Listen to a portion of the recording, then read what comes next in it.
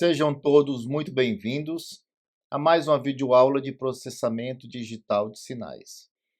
Dando continuidade ao assunto filtros digitais, após algumas videoaulas de revisão, nós vamos entrar no assunto propriamente dito, os filtros digitais. Então, nós temos basicamente dois tipos de filtros digitais: os filtros de resposta ao impulso finita e os filtros de resposta a impulso infinita. Os filtros de resposta a impulso finita, representados pela sigla FIR, operam por convolução entre a resposta ao impulso com o sinal. Todos os filtros lineares podem ser implementados desta maneira. Possuem desempenho impressionante, mas podem ser lentos. Então, essas são as principais características dos filtros de resposta a impulso finita. Vamos agora aos filtros de resposta a impulso infinita. Eles operam de forma recursiva, são mais rápidos que os filtros de resposta a impulso finita e podem se tornar instáveis. Etapas no projeto de um filtro. Então, o projeto de um filtro possui basicamente 3 passos: especificações, que é determinada pela aplicação; aproximações, projeto do filtro especificamente; e implementações, que é a transcrição do projeto para hardware ou software. Tanto a aproximação quanto a implementação podem ser realizadas de diversas maneiras diferentes, com o resultado de que não existe uma solução única para o problema de projeto de filtros com um conjunto prescrito de especificações.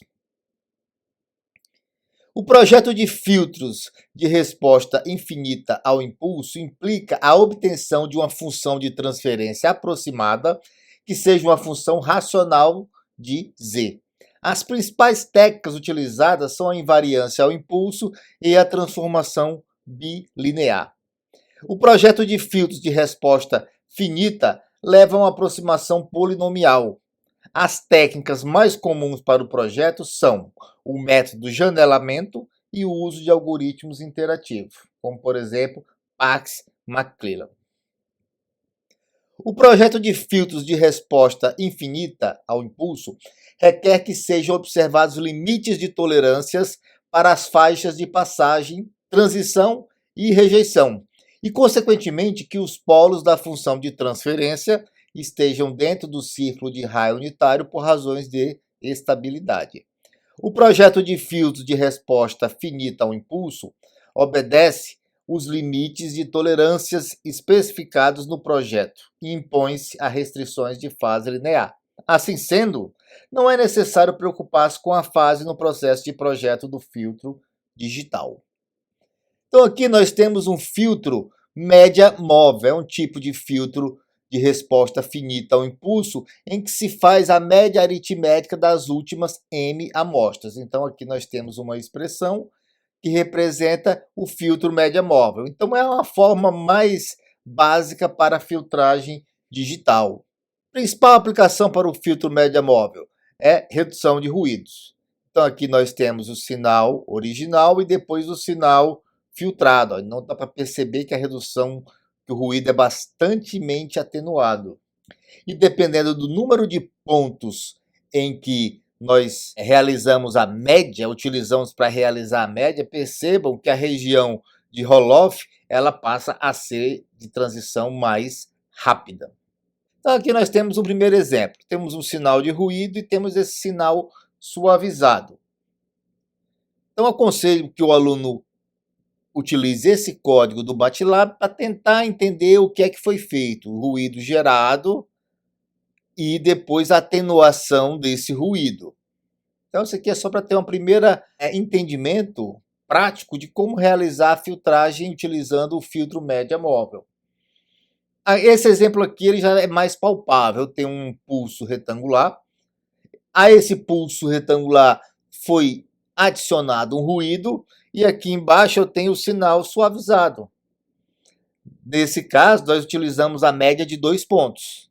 Então aqui tem todo o algoritmo para a realização da filtragem utilizando a média móvel.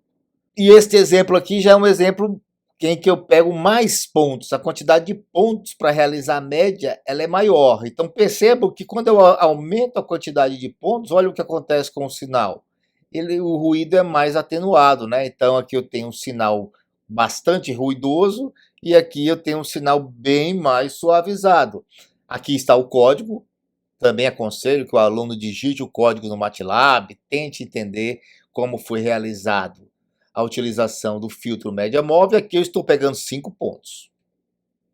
E aqui eu tenho novamente o mesmo sinal ruidoso, um pulso retangular, um sinal ruidoso, só que aqui eu pego 8 pontos para realizar a média móvel. Perceba como o sinal ficou mais suave, como o ruído foi atenuado utilizando 8 pontos. Então aqui nós temos o código que foi utilizado para a realização desse filtro média móvel, utilizando 8 pontos. Então agradeço a todos que assistiram essa videoaula e até a próxima.